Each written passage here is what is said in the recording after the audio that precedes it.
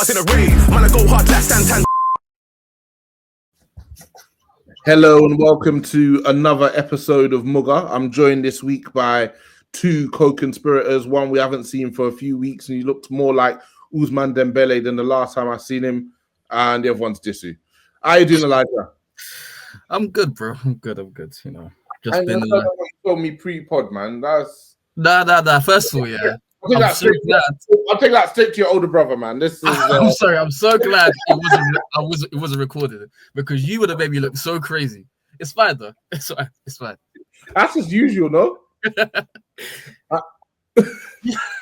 You got me. What are you saying, Disu? Oh, I thought it was on me. Sorry, no, I'm good. I'm just here surviving. Hey, brother, man. Before we start, I've got to do the usual plug, the socials, TLF MUGA on Twitter. If you're somebody who likes the videos, TLF_MUGA on YouTube. We're getting the subscribers rolling in, keep rolling in. Like, leave a comment. Patrons, those continue to increase. We got the weekly player ratings that come out on a Friday. A couple of games from the week, we would have done our ratings. Typically me, Disu, and Rodney just chatting our stuff for an hour or so. So subscribe to the Patreon if you want that additional content. Other than that, just continue to do what you're doing, support, leave comments on podcasts, Apple Podcasts and Spotify. Anyway, all that preamble done. Let's get into it, guys. We won a game in the Premier League. How do you guys feel? Firstly, before we get into what you saw, how do you feel? You got a win. I did not think I thought draw was the best case result for us. We stink, bro. Like, that was such a bad game. I don't think there was a chance. You can't be here already, my boys. I don't think there was a chance created in that game. I'm trying to think. Who had a chance? There was the lit at the end of the first half, which was basically just a deflected one. The free kick that Ugarte won. Your boy's been stinking, by the way. We're gonna talk on that, bro. Hey, man, he's up and down. It's up and down. Like, I told you. You didn't tell us that it would be up and down. You told us from January we'd be quinting on December. Nah. But I also said I was getting in all my prop now because I knew it was gonna fall at one point. So at the end of the day, around making sure everybody gave you a hello. Can I get my props, please, bro? Exactly. Hello, can I get my props, please? Yeah. But nah. Apart from that, no. That was a real bad game of football. But you know what? It reminded me of the game last season where we won it in the last minute through Bruno, and we somehow seem to drag Fulham down to our level, then beat them on experience. To be honest. That's how it just seems to be. Like even the game earlier this season as well was actually very similar. Even though we did create a few more, we actually created a few chances. Then those Rashford, Garnacho muck up at the end, and then Bruno missed 2 chances. But that wasn't a great game either. This one was even worse. But yeah, I mean, to be fair, even though we got 3 points, it was a thing of mad. You're living good, yeah? Yeah. Say no more. Listen, guys, like we got that win, and we are still not just that, we're like 4 points off of 10th Fulham. If we hadn't won, it would have been scary viewing. To be honest with you. So do you know what? Do you know what's so mad? I thought, do you know what? After that win, I could tweet a little cheeky thing saying, 5 points to 40 points. We're 11 points away.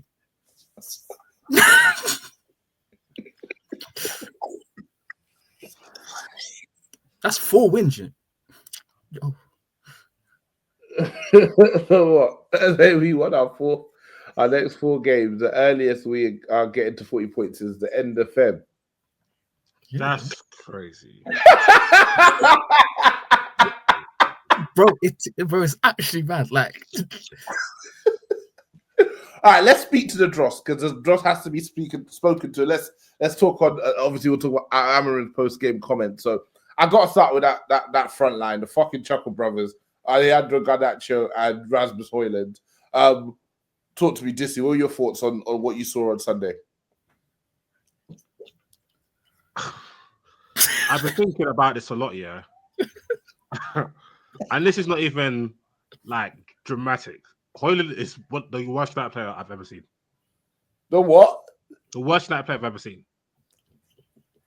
He is. Who's worse than Hojlund? Give me a name. Give me a name. Yeah. Do you know what? Yeah, I can't get over. Give me a name. I can't get over Weghorst. I can't lie. Weghorst is better than Hojlund. Let's stop. Let's stop. He put me through hell. So the thing is, yeah, What's Hojlund doing? Huh? He said he put me through hell. I said, what's Hojlund doing? Hey, bro. Do you know what? Weghorst was super crap, but Weghorst had technique. Weghorst could control the. There was a couple times man played him 10 and he started boom back. Yeah. Yeah.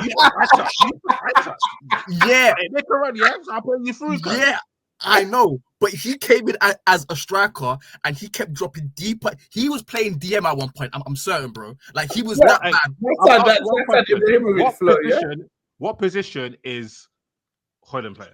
Do you know what? Yeah, I think before I called it, he was playing the work 9, yeah, but nothing about his game is 9 related. No. I can't lie. Martinez has had more shots than Hojlund. We might need to run a young wing back session. No, Hojlund is what he is. Yeah, he can't be this bad though. He can't be. Don't be. Can't. He is. He is a fitness first. What do you call it? Personal trainer that just happens to play football. That's it. How could a gaffer say we lack strength and speed up front, and that's meant to be Hojlund's game?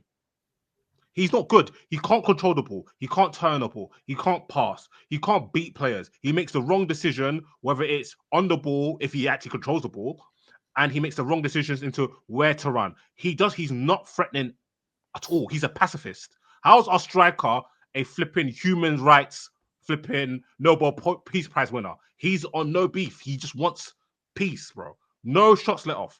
When your centre back they said something like 7 out of his last 13 games, he hasn't registered a shot. He's useless. Let's keep it a buck.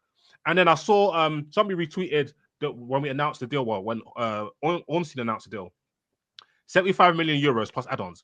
That is one of the biggest heists in human history. Like, I even asked my group chat, how do I report, like, do you know sometimes, yeah, if you see some dodgy transactions, you hit up Barclays and that. I was thinking, is it possible to do that for a football transfer? Like, can we hit up Coops and be like, yo, like, we actually didn't mean it? You know what I'm saying? 75 million. This is pound for pound the worst signing in Man United history. And I don't think anything will beat Maguire. Then we got Anthony. I don't think anything will beat Anthony. But this is pound for pound the worst signing. It's in a key position. Like in NFL, they talk about premier positions when they draft. Like certain positions mean more than others, and striker means more than any other position on the pitch, in my opinion. And this guy is our worst player. We're playing with 10 men every single week. I think Garnacho is rubbish. But Garnacho is infinitely more dangerous, infinitely more threatening. He's better than him at everything. No, but actually, no. Hojlund can strike the ball better than Garnacho, but there's no point because you don't get shots off. So what's the point?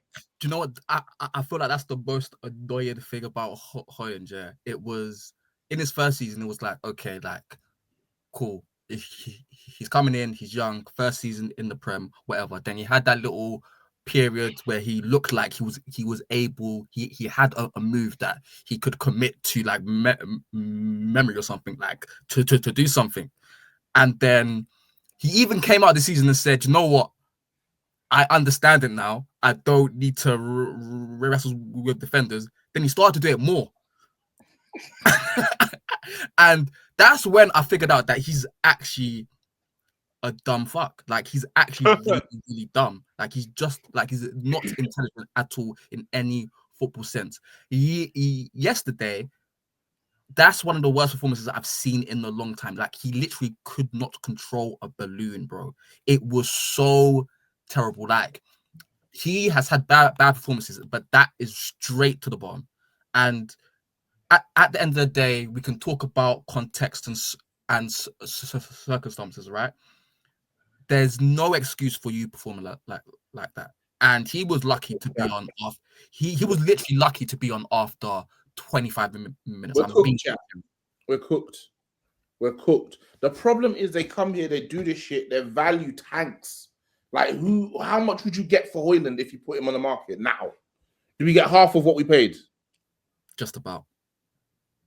Just about, and that's. I just can't. Whoever gives us that money is a fucking this, idiot, lad. I can't think he's. I don't think he's this bad. There's something going on. No, I don't think he's this bad. What do you mean?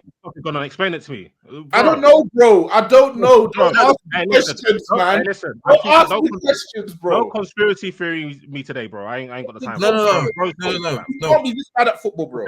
No. Yes, You wouldn't be professional. No. This is not a conspiracy theory. Look at Werner. Look at Werner. Nah, but that guy was so obviously bad though. Like it was just obvious. Like at least the thing is the things with Hojlund is that we've seen with much better players, they've come here and looked like absolute garbage as well. But the thing is with him is that he's come in and he was given the pressure of being the number 9 when it was obvious from everyone who watched him that he shouldn't be a starting 9. But we were like, you know what?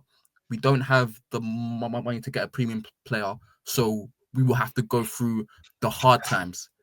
I thought, bro, 70 million premium player money, man.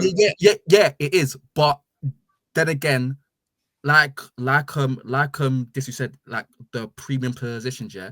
What does a premium striker go for now? Yeah, it's probably 100 mil. 100 mil at least. And so if you're getting him for 62 million plus 10 million add-ons, that's kind of like but that is a potential world star striker signing. Mm-hmm. Hojlund was a project signing, and you can't sign a project signing for that much and then put that much pressure on him as well. He's been whack, man. He's been unlucky in some aspects, and he's cheeky as well. That's why I don't fuck with as well. You have the audacity to be talking to other man. You are the worst player in the Premier League. You are the worst player in the squad. You literally turn the ball over every single time you get it. There's one touch that's gone viral. My word, bro. It would like fam. Like the thing is, yeah. Sorry, Elijah, to cut you before I forget this point. And I'm sick of these stupid fans making excuses. You lot did not give 10% of the grades to a 21, 22, 23-year-old Martial or Rashford. You don't give this to Lukaku, who has done way more than his brother. Like Lukaku got booed. He put up 27 goals all comps in his first season. Like that's a decent output. Obviously, we weren't fond of Lukaku, but Lukaku got way more vitriol than this guy. We saw what happened to Xerxes in that game. And Hojlund has been absolutely dog poo. And he cost, and you can't even use the transfer fee thing. Oh, he's only cost 12 million. He cost a bag of money. So why do you guys support him so much? Like, I just don't understand it. And my thing is, if you're going to support the players, cool. It's commendable. But don't dig out other players who are actually outperforming him. It doesn't make sense to me. It doesn't make sense. It is awful. And they're making excuses for him. The service, stop it. If you play with Bruno Fernandes, yeah, you're going to get chances. And I don't even rate Bruno Fernandes. But he will force feed you the ball because he's going to keep on trying. Yeah? You're playing with Bruno and Ahmad. If you don't get a chance to play with Bruno and Ahmad, yeah, Ahmad's getting chances. Garnacho's getting chances. Bruno himself is literally getting chances apart from him and Xerxes. Do you know what? Yeah. Last season we were saying, but McTominay needs to get out the paint for Hojlund. Hey, man. Hey. Hey, man. Hey, Hojlund would never be good as McTominay for a day in his life. Never. He's fucking whack, bro. I saw something today. I can't remember the source. I'm not sure if I can't remember the source that they indicated that United would sell him either this window or next window. Oh, that was ESPN. It's Pardon me. It's imperative we sell him this summer. Absolutely imperative. Don't waste your time and further tank his value and tank your team. Bite the bullet. You made a mistake. Get bro out the door and go get another striker. Because it's obvious Amaran don't want to play him. Obviously, Amaran don't rate, bro. You can tell by his comments. He said when he should go short, he goes long. When he should go short, he's calling bro a dummy. But no, he actually is. Like what What did Amarim say? Like he's lit. What did he say? What did he say, Chuck?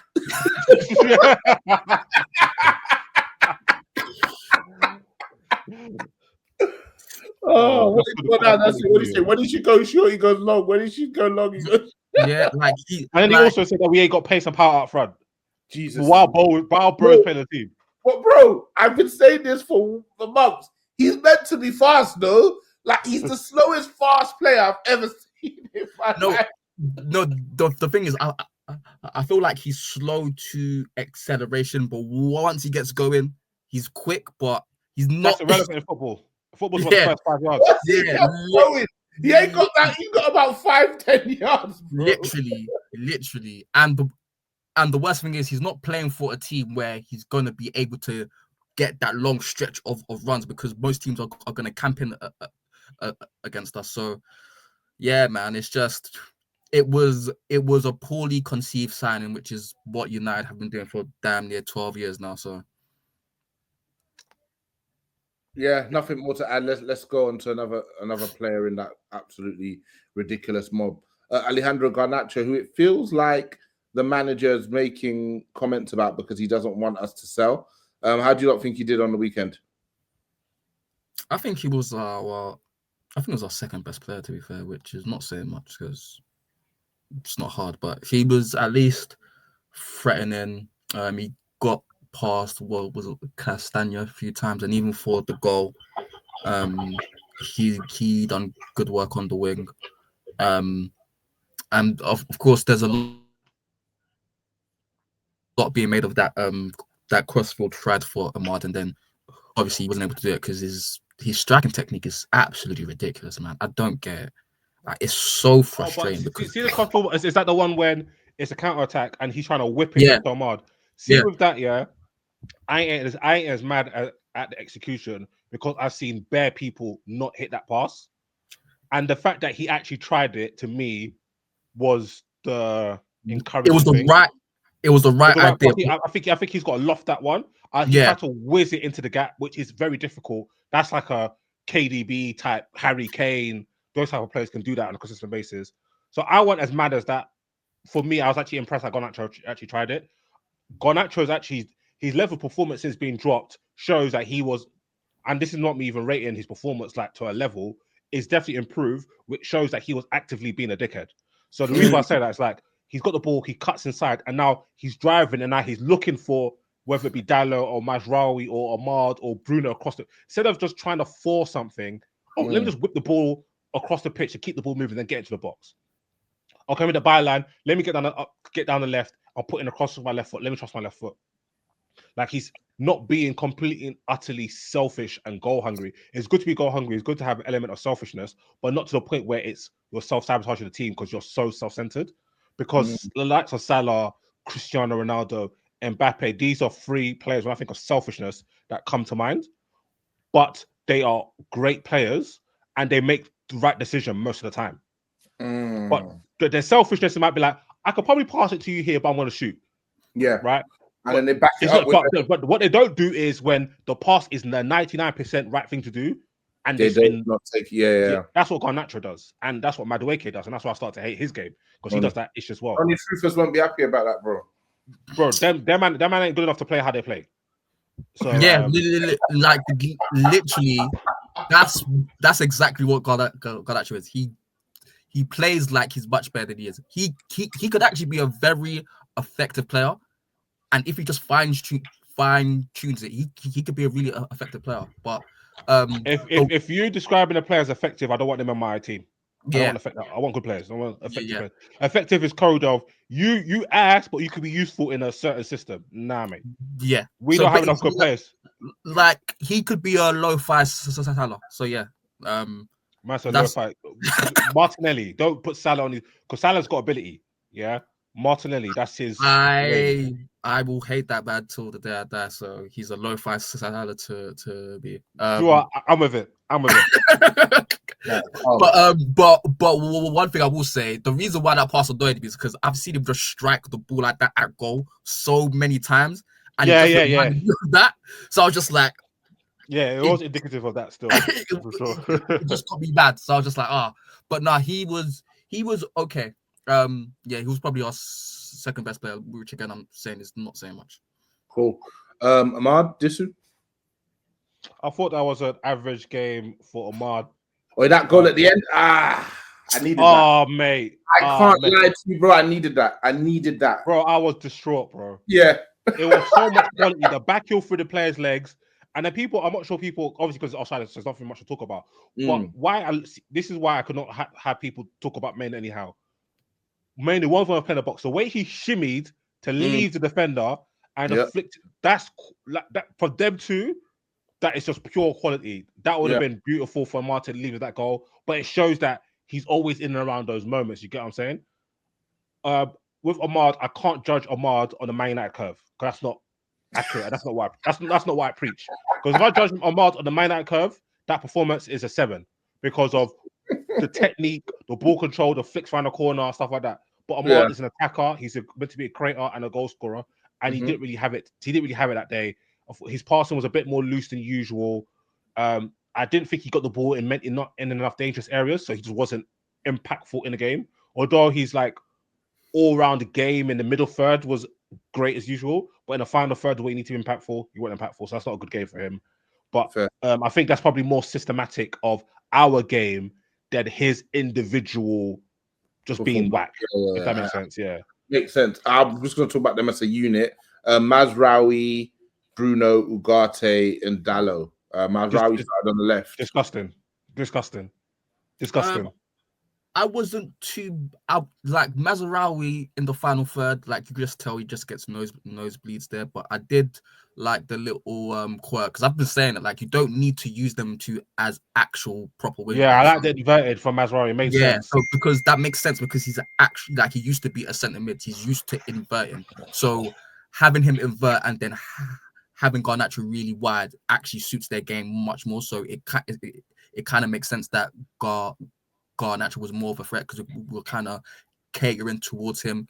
But yeah, he got into the final third. He wasn't great. And yeah, it was just a blah game from a lot of them. Ugarte, the thing is, I don't think he was crazy bad. I just thought he was it was just a team that it was just he would blend in with the team where it wasn't great, it wasn't good, but it wasn't too bad. Like defensively, it wasn't too bad.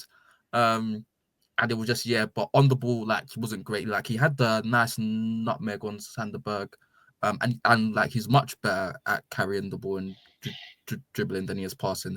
But Bruno wasn't great. But again, I don't like him in that double pivot because it's not him.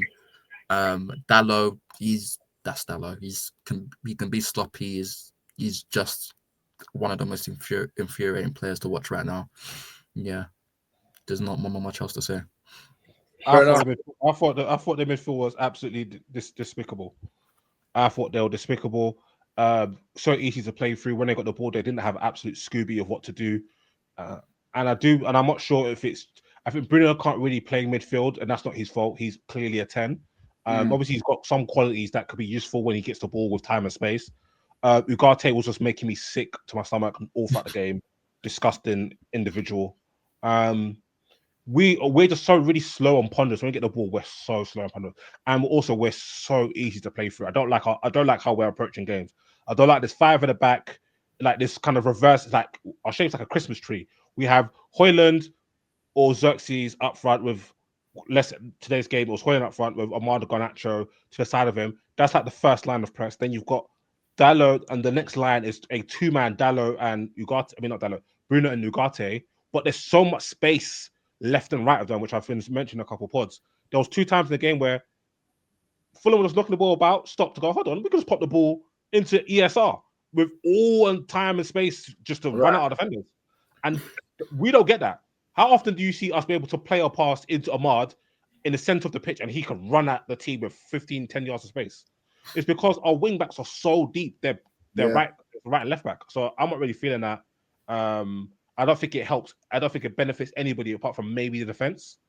But it doesn't help the midfielders at all. It makes their job impossible, whether it's Ugarte, Bruno, Maino Ugarte, Ericsson Casemiro, Maino Bruno, whatever combination in the midfield is going to be the same. It's going to have the same issue. Like, so United fans could draw out Maino, they could draw out Ugarte, they could draw out everyone. I think that's a system issue, and that's on Amorim, in my opinion. I'm not really rocking with that. And the football play is bland. It's slow. It's ponderous. I'm sick of watching Maguire and De Ligt take 55 touches at the back. Get them both the fuck out of here, especially De Ligt. Can't believe signed with Dutch Maguire. Get both of them the fuck out of here. I want to see Euro, Mazwari, and Martinez at the back. People who could play with the ball quickly. That's why I like Euro. The ball comes to him, one touch, boom, into Dalot. One touch, boom, into midfield. You don't need to take 15 touches to pass the ball 10 yards to your other centre back. It doesn't make sense.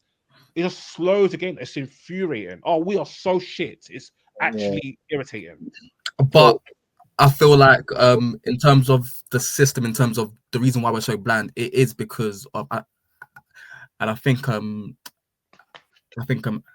said it after the game that the reason why Martinez is so useful is that he's so good with the ball, and the other centre backs really need to improve in that aspect. And I feel like a lot of our progression is going to be relying on the centre backs and the wing backs.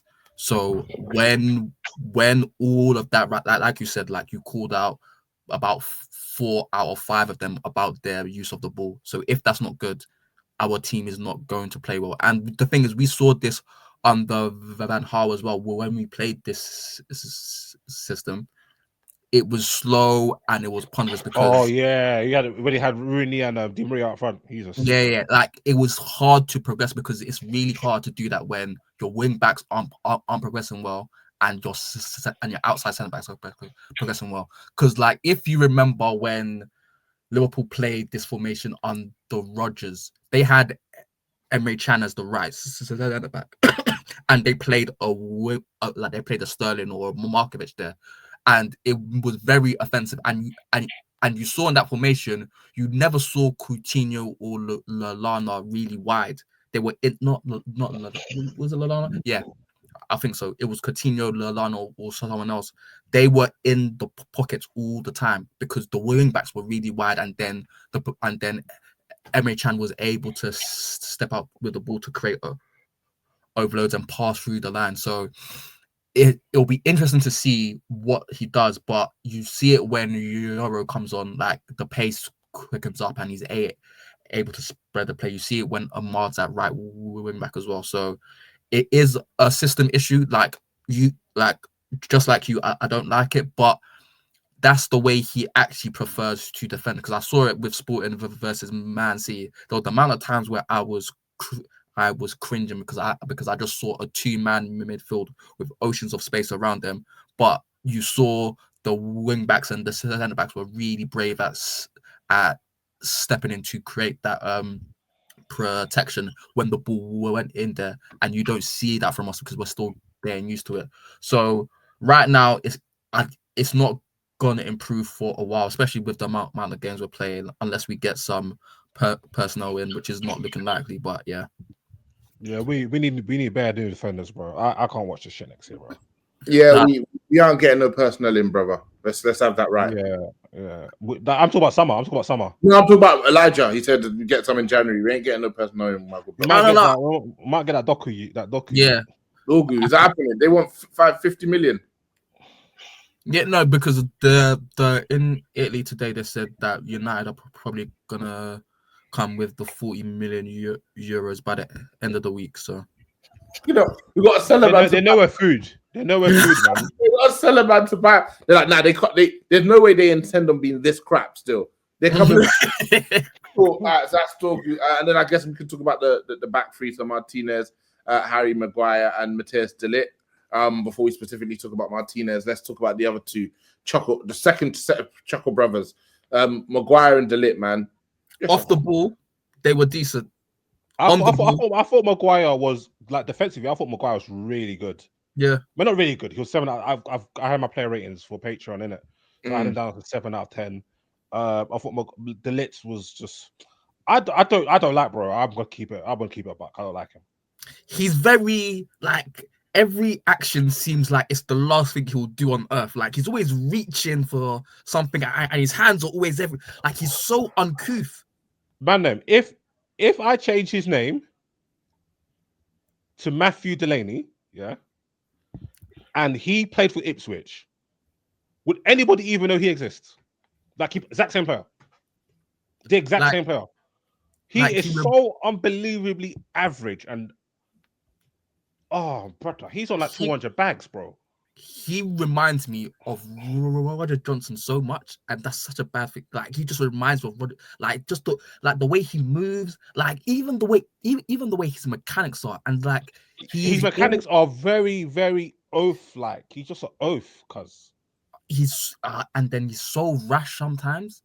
It's like, but like why are we always getting swindled, bro? Why are we always getting swindled, bro? We've got bad people making the football decisions, man. Because this is on because I've tapped up for so long, and now I'm actually like back in. It's just like the realization is just hitting me in different waves. Like Hojlund 75, so maybe that's like what 60 million pounds. What's my Delict was like 40 M's. Anthony was 80 M's. Sancho was 75. Mount was 55. Maguire was 80. Onana Casemiro was 70. Onana was 45. Garly. Ugarte's 40. We're spending big money on nothing but straight mid. Xerxes was 40. Oh Lord, I even forgot about that. Xerxes is 40. Yeah, like Martinez was expensive, but I think he's actually a quality player. When he stops behaving like an imbecile, he's actually. Oh yeah, by the way, that fucking tackle. That's the second time he's done that. And the thing is, they were both in South London, so I need to understand what's going on, because like, he's taking back your energy is a bit too far, man. Nah, he literally, like, I don't understand, because he got punished the first time, so why do it again? And he even got injured this time as well. He's a punk. Yeah. I did like his celebration, though. I did like his celebration though. No, I can't like what the little. he's a technician. So is Ahmad and so is Maynard. So we've got 3 technicians in the squads. The manager ain't fancy him. He's bringing on Toby Collier first. No, but Collier did all right though. No, but the thing is, he was there just dog work. Just yeah, that makes sense, because the last time we saw Mainu and Bruno in midfield, Bournemouth ran through us so easily, bro. That was crazy. So yeah, like big man thing. Semenyo is there. Bring me Semenyo. How much are they selling him to you, brother? Desiree, Nusa, Rafael. Hear it, man. Just name the guys, man. We ain't got no money, bro. We ain't got no money, brother. They better go find some money. They ain't got no money, my guy. Legit. Do you know them ones when you're down bad, you just come out of uni, you ain't got a job yet, you still find a way to pay your bills, you still find a way to go hustle. They've already sold the PS5. Who? Then they're gonna have to go shoplifting, bro. They're gonna have to find money, because this squad needs. They're gonna have to do a fire sale. We need, mate. Oh, bro. Unfortunately, I'm thinking. I'm just waiting for the ball to go to Ahmad, because that's the only time I think it's gonna happen. He's the only one who's gonna do anything good, bro. And do you know what makes it even more frustrating is that, one, you're actually relying on your team to get the ball to one player for, one, any form of entertainment, and 2, any form of productivity. And what makes it even more frustrating is when the ball's in the center of the pitch and they can get it out to Ahmad. No, shit, this is our best player. They dilly-dally. And, no, but also the third worst thing is, yeah, teams know he's our best player now. So they're like, cool. As long as that whole left-hand side is packed, they were like, yeah, cool, man. Like I've caught teams are doing that. It's very smart. Like, they just put bare bodies out there. And the thing is, Ahmad's quite smart with it. Like, if you get the ball, there's 2 man, he'll take his first touch inside and play a pass and then drift in. And now you've created space for others. But again, we're not utilizing that enough. Our right wing back basically never does anything. Ever. Oh mate, this is an absolute disaster show, bro. This game was just like an ETH game to me. Yeah, let's speak on let's speak on the manager, the post game comments, and just what the hell's going on. So obviously he spoke about Rashford. He said he's not training well, and he'd rather put the goalkeeping coach in the squad before he puts Rashford in. The comments he made about Hojlund, and anything else he said. Where are you guys with it? Because I saw the comment you responded to during the week, Elijah, when somebody said, with what Iriola doing with Bournemouth, I can't accept this. And you're like, what Oh, they say? Elijah, you smoked that guy. That was so good. Yeah, who didn't win any games in his first 10. So where are you at with the progress or lack thereof so far? The thing is, yeah, I think people need to understand, yeah, like we've said from the start, this squad is fucking dog shit in every single way possible. And we said that tactically as well. So you think you're gonna bring in a manager playing a completely new different system, and this is not what a lot of these players are used to as well. Like, if you look through the squad, there are not a lot of players who are used to playing with three at the back. I think Mazarawi played a bit in the Ajax youth team. Ugarte, obviously, Maguire. De Ligt hates playing it. He said it himself. Onana, he played it for one season at Ajax. Inter, really. Who else? And that's not even me saying, I'm not saying that players shouldn't be able to pick these things up, but it's completely different. It is mid-season. There's no preseason, and like it's a completely different system, and it's going to take time, bro. Like I don't know what people expected. The manager himself said a storm is coming. He said it from the start. while we were winning games, he said the storm is coming. We were playing well. I remember after the Everton game, he basically said we were fucking awful, bro. Like, he said we were absolutely dog shit. And he said the storm is coming, and now people are surprised. Bro, like, what else do you expect? Like, I don't understand what people expect. So it's going to be a tough period. I'm not saying people can't question his choices with personnel or tactically or whatever, but it's going to be difficult, and people just need to accept that. People were happy with the idea of a rebuild. It's happening now. It's going to be tough. I've seen better managers come in and they've had a tough rebuild. It happens, bro. Like, I don't know what else to say. As for the Marcus Rashford thing, yeah, I actually cannot believe that there are still people that are literally siding with Rashford. Like, Amarin he's not bullying him. I don't understand it. Like, Rashford has come out and said, I want to go. Like, he done the exact same thing to Rashford and Garnacho. One is back in the team, starting damn near every week now. One cannot get back in the squad. What's the one key difference between them two? One kept their mouth shut. One came out and said he wants to leave. And now people are saying he didn't need to answer the thing about training, whatever. Look, during the week, it was coming out through different channels that Marcus Rashford is training really well. He's putting on extra sessions, etc., etc. Where do you think that came from? It obviously came from Marcus Rashford camp. So if that's coming out, people are going to be asking if he's training well. He's doing extra sessions, but there's no problem, whatever. Why isn't Amarin playing him? Is it the board telling him not to play him? So yes, Amarin has to come out and reiterate, brother, no, I am not playing him because he is not playing well. To nip it in the bud and say, this is the reason why. We are not privy to that information. But at the end of the day, we have known on multiple occasions where Rashford has skipped training or tried to skip training even just from being hung over. So, and apparently that's the crux of the issue, where apparently he was poor in training versus before the Man City game, and then apparently he was out the night before. Apparently it was the same thing versus Everton as well. even though he scored 2 goals. If the manager doesn't want that, and then you're still doing it, you're gonna not play.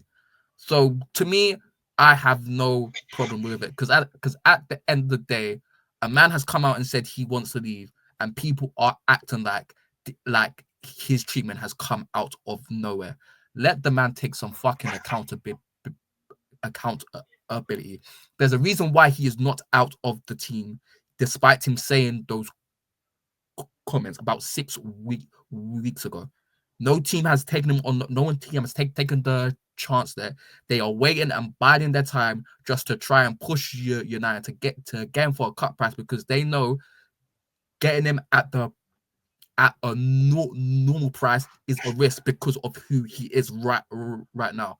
So I'm just tired of it. I'm just tired of all the fucking complaining. Like at the end of the day, you can complain, you can be unhappy, but I understand it to a point. When it's just annoying, complaining, asking why aren't we at the same level as this team and that team when a new manager's coming 2 months ago, I'm just like, bro, like, come on, man. What are your thoughts, Disu, in terms of the Rashford comments and the ongoing saga, which seems like he's too expensive for the clubs who he's potentially linked to, so he may not go this window? With the transfer stuff, I don't know because stuff comes out like, oh, this team's interested in, then it goes quiet, then there's Barca talk. So I don't know. I'll just wait for that to conclude itself. But regarding the Amarin thing, I think I kind of get both sides. I think it's because of how it's not just the Amarin stating that he's not in the team because he's not training well.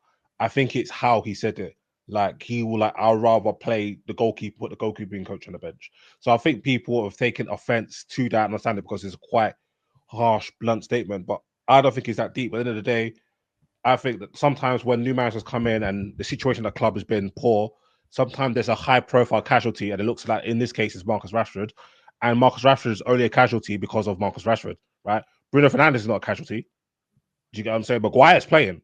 Maguire looked dead and buried. Do you get what I'm saying? So, and I didn't even think about the Garnacho point. That's brilliant from Elijah. That's true because they're literally in the same situation. Garnacho is actively trying to leave, but he's not going out speaking about it. And I can imagine Garnacho actually training and working hard and doing whatnot. And the fact United fans find it hard to believe that he's not training good. You literally watch him on the pitch not try. So why is it far-fetched to think a player who does not try in the actual game isn't trying in the pretend game? Like, why is that far-fetched? Like, come on, bro. I'm sorry. Like, so I think if Amarin is taking this hard-line approach because he wants to let everybody know, it don't matter if you're on 350 bags a week or 3.5. The standard is the standard. The program is the program. You either abide by it or you're not playing. That I can respect because that means this is a culture, that's leadership. I can get behind that, even though obviously I'm a fan of Rashford. And I think we could definitely use Rashford right now. Bro, and I think the real question is, what if what Amarin's saying is accurate? What does that say about Rashford? You're not training good. You're not guaranteed to leave the club. So, okay, cool. You don't get a move in the next 7 days. You're still here. So what, you're just not going to play football for the rest of the season? Like, that's the conversation we had. Obviously, we don't know for sure, but it's quite... Look, I just don't believe Amram just going to come out and just start dishing his training consistently for no reason. And Amram May could be a liar, but Rashford, we've watched Rashford not try for 2.5 years. Yeah. No, but do you know what the worst thing is? Before he even said that comment, he said, if you look at my bench, yeah, we were missing a player to come on and change things with technical ability and pace. We missed that. He was obviously talking about Rashford, but he also said, brother, I'm not going to have a man on the bench who's not trying. He says we miss Rashford as a player, but if he's not going to try, he's not going to play. Like, I think it's untenable, and it's such a shame that it's actually gotten here. And this is how it's going to end. If it doesn't end in January, it's going to end in the summer. And obviously, something in Rashford is broken in regards to this club. hopefully he goes somewhere else and is able to redeem it. But I mean, I don't know how much more motivation you need when you're making £1/3 million every single week. I'm not gonna lie. I really want him to get it together because we actually need him to play. We actually need him. That's the thing. Like we actually need him. That's the irony of the matter. And yes, the money's a lot.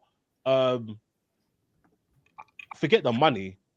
I think obviously it's easy for us to say going outside looking in. We don't know what bro's going through mentally. We don't know his situation. Sometimes you just don't know what's going on in people's lives. And after reading what Jesse Lingard was going through, it made me really, really pause about how I speak about players, like without kind of taking into account what's happening behind the scenes. Because and Richarlison as well, like that stuff is crazy, right? So if Rashford's not going through anything crazy and he's just not having a good time with his performance, low in confidence, I'm sorry, as a man, because he's a man now, he's like, what, 26, 27? Your personal reputation as a footballer and your name is Marcus Rashford, yeah? You're representing yourself, you're representing your community, you're representing your mum. Like, you should care about your reputation in the game. Say what you want about Pogba, bro didn't joke with the football, no matter what they threw at him. And he knew that he was better than the club, like the players he was playing with. Keep your main thing the main thing, man. He knew that he was getting violated. He knew that he was getting blamed for everything. He was in a team. He's the only top player that was playing for a team that had no chance of winning. All his teammates for France and all his peers in the world are competing. You never heard Pogba's not training good. You never heard Pogba's not on the team for so long because he's not training good. Pogba's missing games because he's not training, because he's going on the piss up. That's just poor, bro. At the end of the day, this is your job, yeah? And if you're not doing your job correctly, this pity party thing is not it. We're men, bro. Like, this is the real world, fam. Do your job. But like the thing is that it's just the all same. All you have to do is work hard at training. Yeah. This is not extra sessions. It's a bare minimum. This is not extra sessions. This is not watching film on how to improve. Like, bro, just brother. Anyway. Like, but it was literally the same thing with Sancho as well.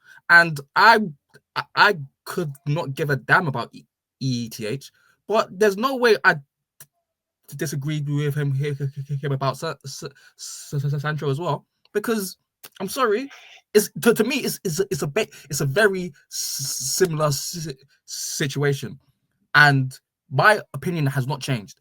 And the thing is with Rashford, as soon as he came out and said that shit that he wants a new challenge, fine, he can cut.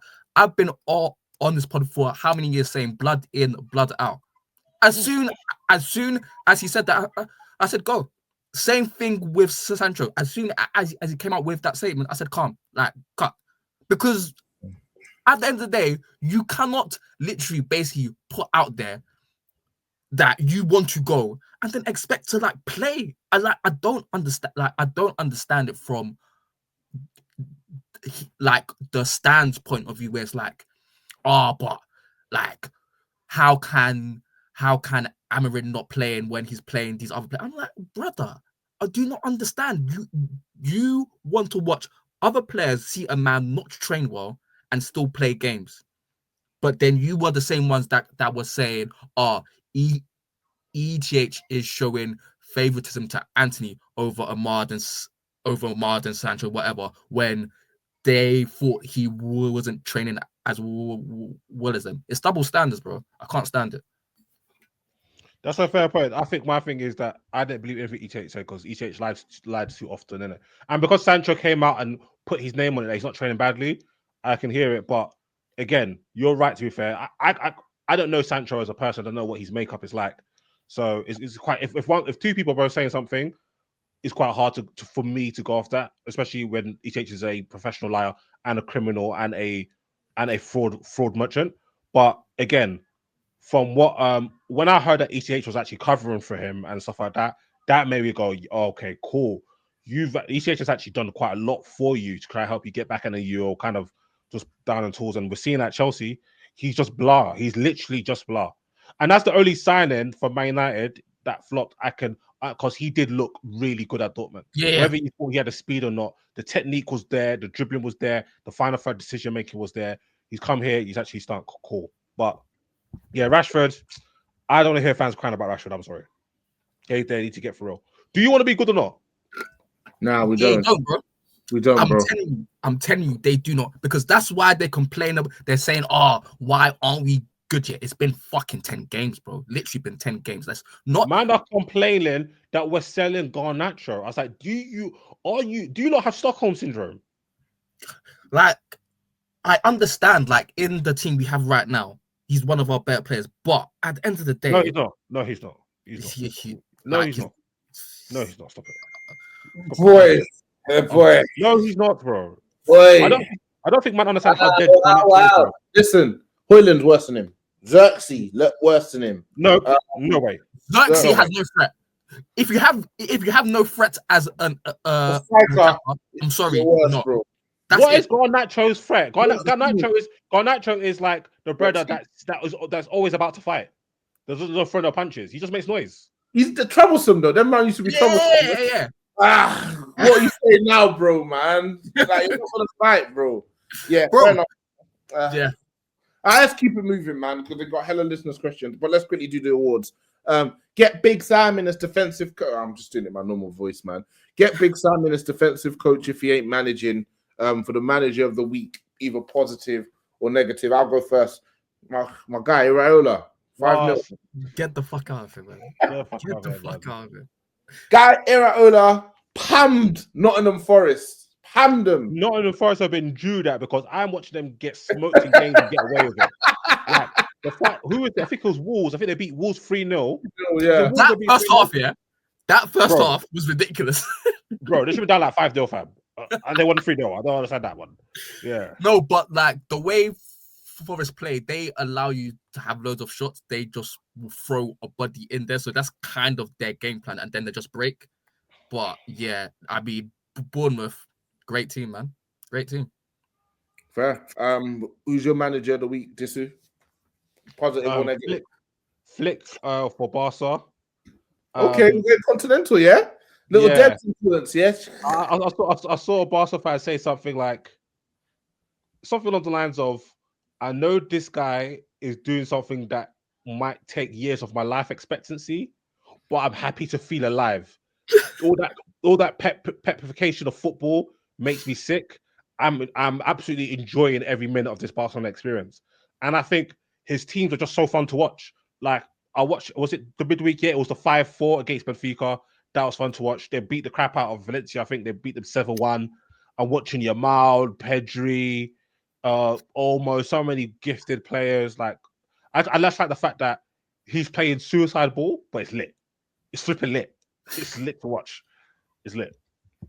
Yeah. So going from watching Barca to watching Prem ball, my lord. Oh yeah, the thing is, yeah, I actually am really enjoying watching continental ball now, which is crazy to say. But Prem is not it this year. Like this year. If it's not Bournemouth, if it's not Bournemouth, I'm actually not enjoying the team to properly. I'm being so serious. Like it's gotten really bad. Salah ain't moving, you know. Salah ain't moving, you know. He get the fuck out of it, man. And I'm gonna go. So it's the suicide ball, but the one that's not fun to watch. Ange Poster Coglu. I can't. How is he still in a job, bro? Do you know what? Because I think they want Iraola or McKenna, and you ain't getting them in Jan. That's what's keeping. No, bro. They are below us, you know. Do you know what? I didn't even know. I know they are, but that is what's keeping him in a job. Honestly. Fam, they've won 2 games in the 11 Premier League games. Bro, I hear you. They already know who they want to replace him, and that manager is not going to be available to summer. What, do you think we're going to do another Ryan Mason sesh? No. But fam, there gets a point where like this can't run anymore, bro. Like, bro, like their next 7 games, yeah, their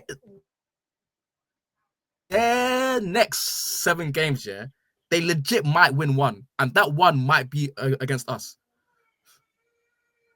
And I'm being so for real. Fair enough, my brother. Fair enough, my guy. All right, cool. Next one is it's not double denim. What moment had you rattled this week, Elijah? Rattled. Oh, do you know what? Yeah, I was watching the Atletico Leverkusen game, yeah, and Atletico went down to 10 men. Leverkusen scored, and then the second half, if someone tuned in, they wouldn't realize it was 11 versus 10. Atletico beat the brakes off them, and I don't know how that happened. I was so rattled watching 11 men get moved to for like 40 minutes until they themselves got a red card, and then they lost the game. I couldn't believe it. But shout out to Simeone, shout out to Alvarez as well. He's doing well over there. Yeah, but my head was kettled. I can't even lie. Fair. Disu, it's not double denim. What moment had you the most rattled? One Hojlund touch. That touch it looked like he struck the ball, like he looked like he hit a volley. He don't even shoot the ball that hard. He's a punk, cousin. No. There was one where it literally looked like he had a hole in his foot. Like it literally was like it was that bad. Man say he's rocking them Krispy Kreme 4s, you know. Bro, I was like, oh my days. I was just like, I literally just sighed. I wasn't even rattled. I just sighed. I was like, cool. Big man team. They gotta get us a striker this window. Big man team. We'll go this rest of the season. For me, it was Romain Esse sliding. No. Oh my god, that's cool. That's cool, bro. That guy is a absolute. He did 4 celebrations. Yes, it's acceptable. And the only reason why it's acceptable is because he came from Millwall and he went to Palace, South London. It's fine. We're good. That reminds me of Dan James. I was checking the score. Right, I was checking the score. Is it? They're losing. No. Morayo. Have you seen that video when I think it was the Cleveland Cavs against the Philadelphia I almost said Eagles, 76ers, like a few years ago, and a guy dunks on, I think it might be Mobley or someone, can't remember. He dunks on a Philly player and he flexing him, and the commentator's like, "Buddy, you're down 1,000 points." It's facts. That is the same energy as fucking Anthony showing his Pele top at the start of the game, as the same fucking energy as Pedro Neto with 3 league goals a season, doing like 7 celebrations. 7 celebrations. I did a Baphomet thing, like. You know, it's also like Russell Westbrook, hitting a 3, in a blowout in the bubble, saying, "What the fuck y'all talking about?" And they pan the camera, and it's wives and kids. Man was asking the babies, "What the fuck they talking about?" They ain't talking about nothing, Russ. They're babies. Bro.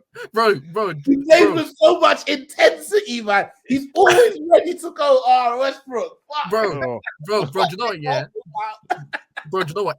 Anytime I come out of an exam, and I think I cooked. I think of that Westbrook thing because I'm thinking, I cooked. And I'm thinking, no one here cares, bro. Like I was thinking, you gotta haters. I'm thinking, no one here cares, bro. He come out there, like, the fuck they talking about? You right, mate? It's just you on the street. It's just you on the street. All right, cool. The no agenda of the week. Disu, what's your agenda this week, my good brother? I launched a few in the pod yesterday, just out of spite. Do you get me? But I don't know. The Odegaard one is just concurrent. I think I'm going to try my best to dismantle.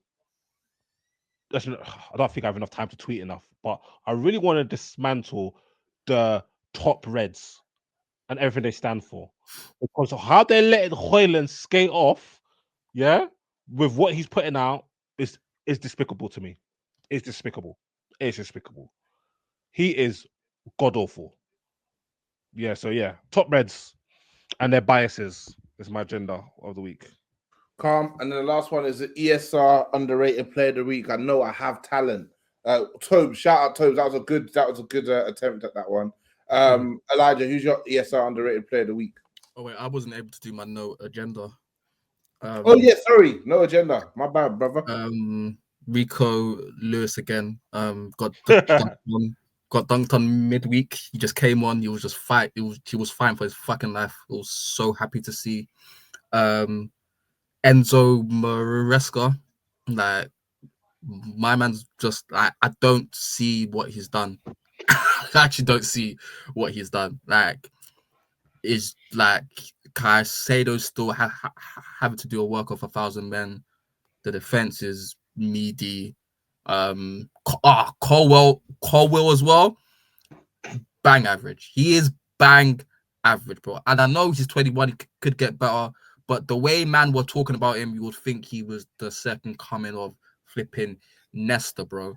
He's a bang average. You might get better, fine, but stop putting guys at these high standards, then complain when they get held to those high standards. Because people are saying now, allow him, let him grow. No, because it's all fun and games when you put them at these high standards. They get judged at it. Now you're complaining. Don't do it then.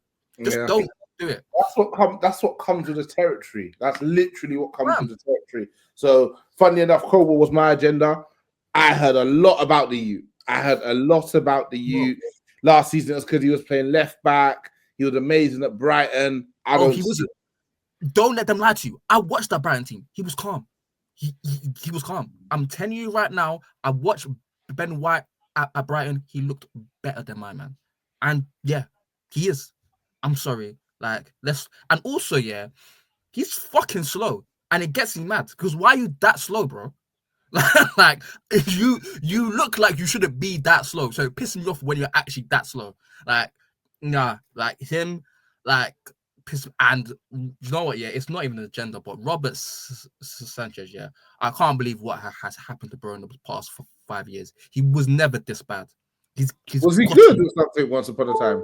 He was the thing is, yeah, he was decent, yeah, and you could tell he had a few bozo moments, but he has all the bozo. He has more now, and he's getting more experience, and his shot stopping has gotten worse, and his passing out the back has gotten worse. Like he's just become a worse person in general. Like I don't like it's just so crazy to me, but yeah, Chelsea as a whole, they're just like they're such a team to watch, except for Palmer. Like they're just so meaty, man. They're really, really average, and I don't like it. Fair enough. All right. That was like 4 agendas there. Who's your underrated player of the week, sir? Oh, Utara from Bournemouth. He's playing up front now. They have a gang of injuries, so he's playing up front. When he came from Lorient I think it was like 2-3 seasons ago, I expected big things. He was doing really, really well there. And it's been kind of stop-start for him, so I'm just glad he's got his chance now. But he's a really good talent as well. So it's good that he's able to shine his light in this team. And he might be one to watch for the big teams in a couple of years if it continues like this. Disu, who's your ESR underrated player of the week? A couple, 3 players. One, because I saw that he's coming back to training. That's Oscar Bob from Man City. I think he's a superstar potential player, and I hope to see him play at some point in the season. Not because I want City to do well, but just because the game of football needs players like that on the pitch. And then the other 2 players are both PSG players for different reasons. One's Bradley Barcola. It wasn't all the greatest when he first started, but he started to find his stride small. And I first came across him because I saw a Lacazette comp, and it was basically a Bradley Barcola comp because he's just dumped it like 4 man. I put in the plate for him. What he was doing to City was just nasty. He was so dynamic, electric, such a fun player to watch. And also Vitinha, who I think is one of the best football players, best midfielders in the world. Every time I watch him, he is so impressive. He's not the biggest, but football intelligence is on point. Speed of thought, technique, like so good. Such a fantastic footballer.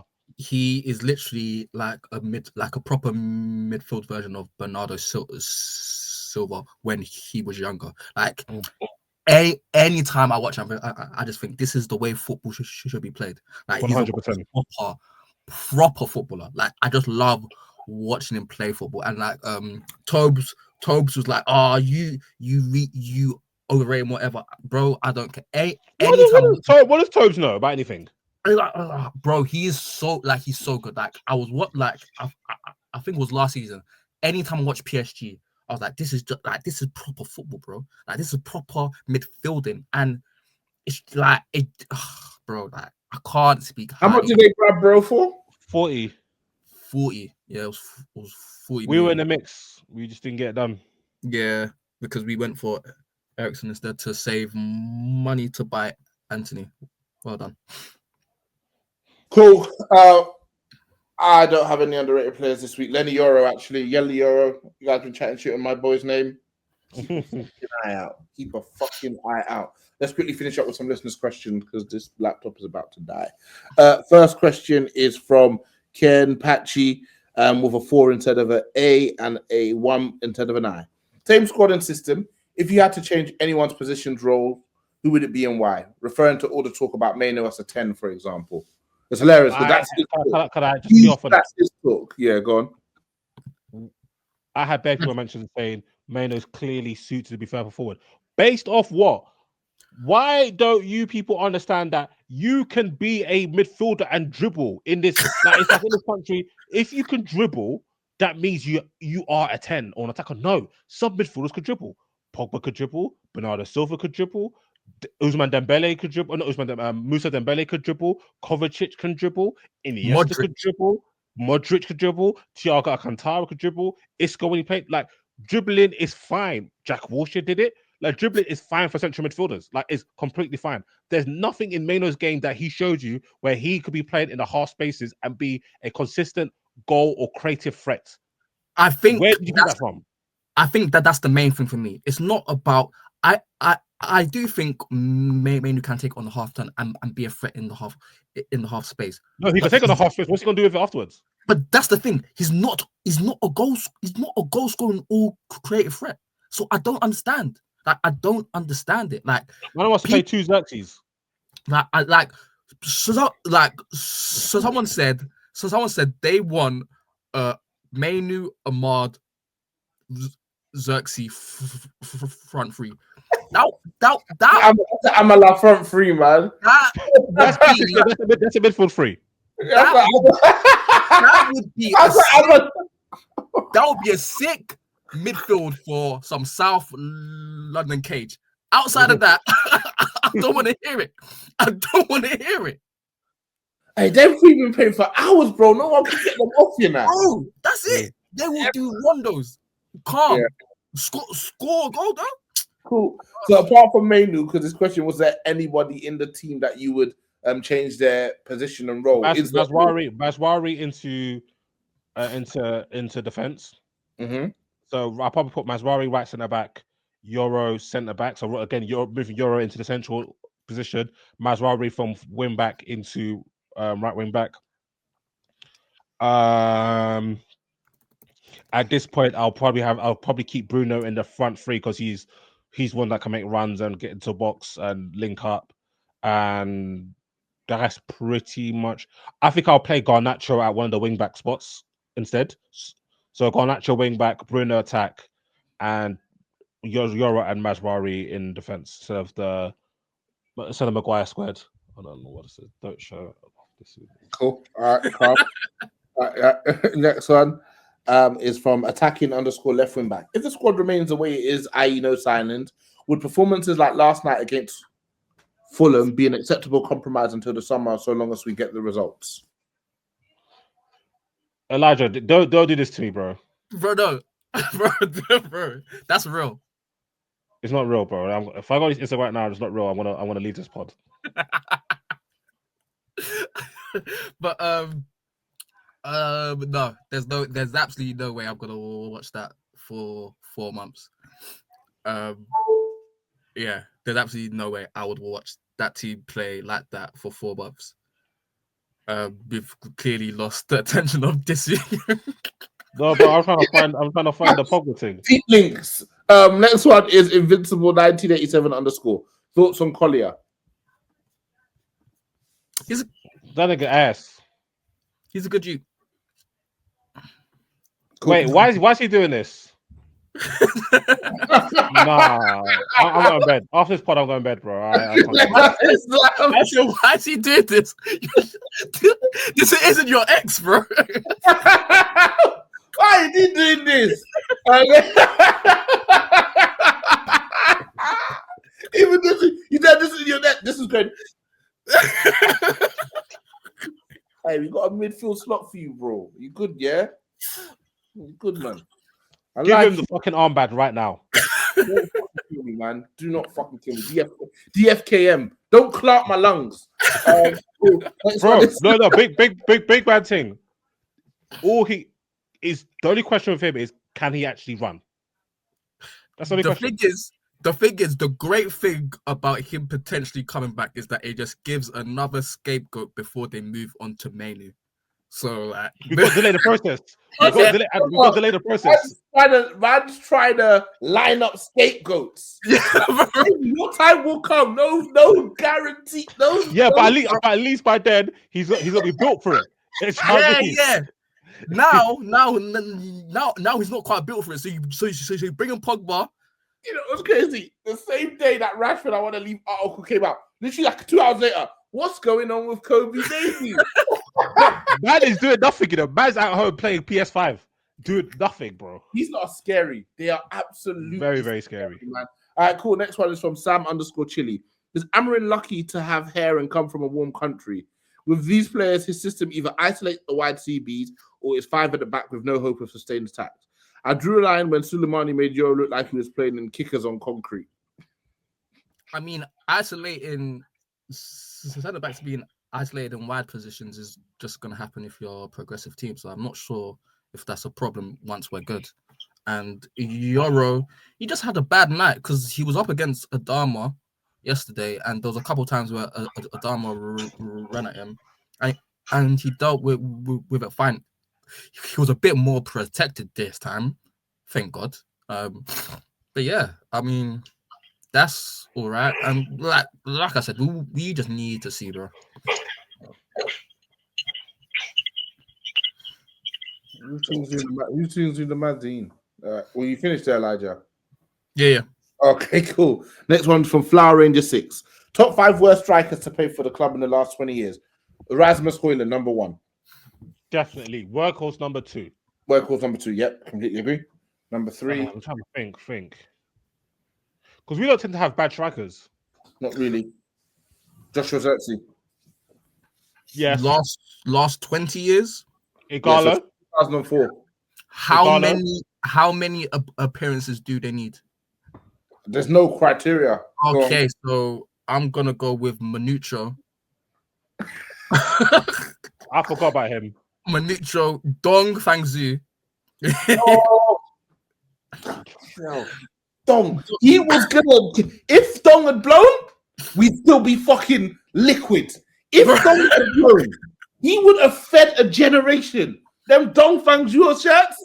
That's all we want. That's the only reason we kept. Like, if this guy could just be decent enough to be in the squad, you know, with that region, bro, like the type of merch they'll be making with it, bro, different types of merch, bro. Merch we ain't ever seen before. Merch that folds into other merch. We'll have a new stadium. We'll actually have a new stadium. Oi, Dong Fangzhu. And our stadium, we would have a underground stadium, bro. Release it. Release the stadium from underneath the ground. Bro, I saw him play one game. I'd never seen him play for one game. That dead rubber versus Chelsea. I said, okay, no wonder he hasn't been playing. I said, yes. FMs, and every FM he'd get a bit worse. Yeah. But in terms of the ones that actually played meaningful minutes, yeah, Xerxes, unfortunately, he's up there. Virgos is number 2. Mm-hmm. Number 1 is Hojlund. I think Igalo's up there as well. I smash it. I don't know, man. I mean, if we're just going on performances at United, Falcao will probably be up there as well. Yes. Yeah. Unfortunately. Rather no, I'll put Makeda above Falcao. Sorry, I'm not doing that. Falcao doesn't have a turn and shoot like that though in his Man United repertoire. Nah, that debut goal. That turn and shoot, Kurt. Are you mad? He was That debut got LT today. Oh, I thought we were so up. Oh. but he doesn't have a turn and shoot like Kiko Makeda's. He is another one. Leave it as Kiko Makeda. That was a great moment against Villa. No, it was key. It was key because we're down bad. Yeah. We'll finish. All right, cool. Next one is from Afro Afs. Why does Hojlund like to do the dirty wine on defenders? We discussed that a plethora of times. We'll keep moving. Mr. Kaiser Soze, will United get 50 points this season? No. That's only 7 more wins. Yeah, man. That's how many wins have we got so far? 16 games, so we win almost half. How many wins have we got so far? Have we got 8? Look at the questions we're asking. Next one is look at the stupid ass questions we're asking.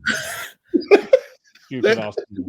Assad XG. Why does Maguire take so long on the ball and split? We have 8 wins. Fucking hell. Yeah. Question quick from Assad XG. Why does Maguire take so long on the ball and split when Onana has the ball? That's the first question. Because he's a moron. He's not that good on the ball as well. Like he's good. He's a moron. He's bad. No, he's a moron. He's bad carrying the ball. Passing it, he's not that great.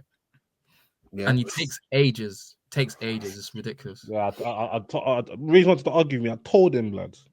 Nah, he's passing. Like that's the one thing when people used to say that Maguire's so much better than Bailly on the ball. I said at least no, that was a lie. That was a big lie. I said Bailly feeds it and pass it through the lines as well, crisply. Quickly. Yeah, man. Maguire does this thing when he plays at right centre back. He does this, or left centre back. He does his floated pass into Shaw or Rashford, but the ball will land at their neck. I'm like, what? Anyway, next question, man. I'm too tired for this one. Yeah, but Bailly not being as good as the ball as Maguire was pure racismo. Next one. The players are scared of line-breaking passes, which Amarin has highlighted. What did I do wrong in life to witness this? That's a great question because that's exactly what I thought. I'm watching Ahmad come into pockets. I'm watching Bruno, even sometimes Hojlund, and they just don't pass it. But the thing is that with 2 out of 3 of the guys you mentioned, I wouldn't like them to be receiving the ball in the pockets on the half turn because their ball reception is not that good. I agree, but if there's no point us actually, that's the only way we can progress the ball. Yeah. So like, I guess it makes sense, but they're probably like, we're gonna lose the ball. Might as well just keep it around the back until we were able to progress it up to a place where if we do try that, but I don't know, man. Like we just need to get better ball passers, better ball receivers, better ball carriers, better ball strikers. It's better footballers from top to bottom, to be honest with you, bro. It's literally that Moyes thing where he said we need to improve in basically everything. Attack, midfield, and defense. Next question is from A1K Warms. Angel Gomez, Kyle Walker-Peters, Rooney Bargy, Anguissa, Trent, Salah, Van Dijk. To name a few are available on free transfer this summer. Thoughts? What one person I saw on a free that I liked, and I know I was going to get booed, so I just said it and ran away, is Nelson Semedo. I've always liked him. You like him because he looks like you, bro. That's the only reason. No, because he could dribble. I'd pass. Do you know how crazy that is to rate a player because he reminds you of you?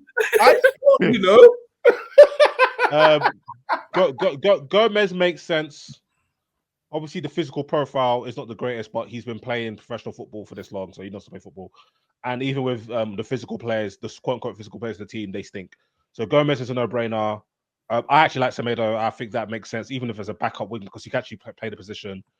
Some of the other players that were named, I think, are unrealistic for us. And yeah, there was another player that I liked the idea of, but I can't remember who it was. Rooney Bargy. I think he's still recovering from that ACL, so that wouldn't be a great thing, even though he is really talented there, and he did play well against us when Copenhagen beat us. But yeah, Carl Walker Peters. I guess. Good squad.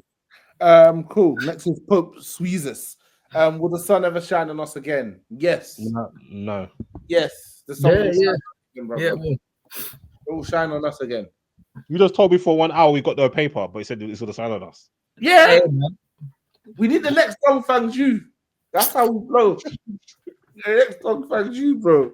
That sell 500 million of them shirts, shift them units. We need to invest in that deep seek AI. That's what we needed, but we need to make that. I saw it the morning day before yesterday. I just messaged it like, what'd you do? Well, shut the hell up, man. Me and Chat GPT till I die. Next one is Tupac was right. That Hojlund cameo had me debating whether Weghorst was even that bad. He scored twice in 32 games for us, 0 in the PL. I've harkened back to the Xerxes cameo against Newcastle when he was jeered and booed. I can't help but ask myself, is it a colour thing? Sol Campbell voice. Yeah, that's a colour thing. What was so funny was him and Don Robbie were both trying to make the other one say it was a colour. You tell me. You're not seeing in Get Out. Yeah. They're like,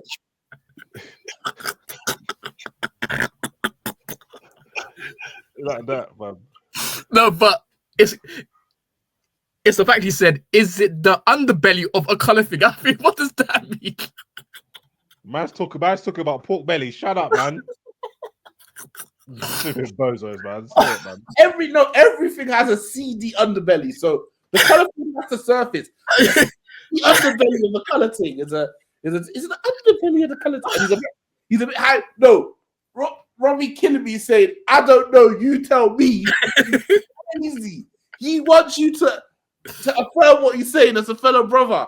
I don't know. You tell me. Anyway, next one. Again, for the same person, Tupac was right. I'm glad that everyone is in agreement that Ten Hag was culpable for assembling the worst Manchester United squad of all time. But the fact that Murtaugh Madness was trending as a compliment to John Murtaugh for his apparent transfer window makes me think, how's he got away with this? What transfer window was that, Elijah? Can you remember? That would have been... Would that have... I don't even know how he's done, because it would have been when we signed Varane, Sancho, and Ronaldo. Even though you know damn well the three of them did not know that man's name before they walked into Karen. That guy got away with murder. Fergie and Rio got Ronaldo. Fergie and Rio got Ronaldo to the club. All right, last couple of questions because I've got a little bit battery left. ZS London. Do we think there's actually a chance that Ineos can save us? No. We need to give them time, unfortunately. Cool. In terms of poor decisions post Fergie, where does Ineos not sacking ETH in the summer rank? Number one. It has to be behind all the transfers that ETH asked for that they bought, which was before he finally got rid of. So it's not actually that high up because it can't be that high up because when you think of Anthony, you think of Mount, you think of Casemiro, you think of Zerk, you think of Hojlund, you think of Ugarte. But most of that was before they came in. So like I kind of combined the Zerks that like last summer with keeping ETH. The stuff before then is insane. Cool, calm. Let's finish it there, lads. My laptop's about to die. I ain't got time for that. As always, a pleasure. Listen, man. Peace.